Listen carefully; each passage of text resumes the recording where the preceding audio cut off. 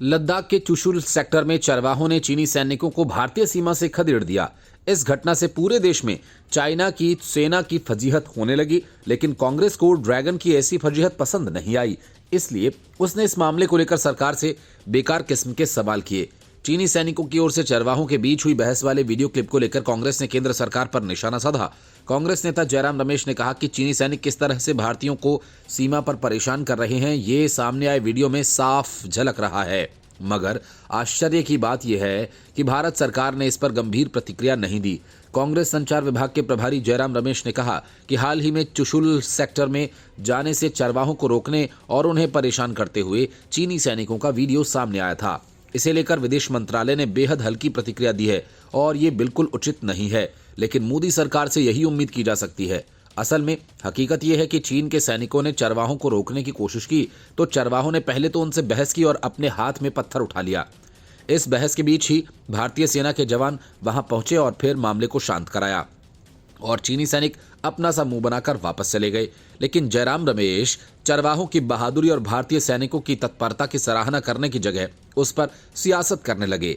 चीन के साथ समझौता करने वाली कांग्रेस के जयराम रमेश ने कहा कि विदेश मंत्रालय के प्रवक्ता ने कथित तौर पर कहा कि दोनों पक्ष पारंपरिक चारागाह क्षेत्रों से अवगत हैं और गतिरोध की किसी भी घटना से मौजूदा तंत्र के तहत निपटा जाता है। अगर हम मौजूदा तंत्र की बात करें तो हमने देखा है कि मोदी सरकार और 18 दौर के अन्य सैन्य वार्ता के बावजूद पिछले 4 वर्षों से पूर्वी लद्दाख में हमारे सैनिकों और चरवाहों को 2000 वर्ग किलोमीटर क्षेत्र में जाने में रुकावट डाल रहे चीनियों को रोकने में विफल रही है। उन्होंने कहा, ये मामला सिर्फ विदेश मंत्रालय और रक्षा मंत्रालय के ही अधिकार क्षेत्र में नहीं आता है, सीमा प्रबंधन गृह मंत्रालय के अंतर्गत आता है।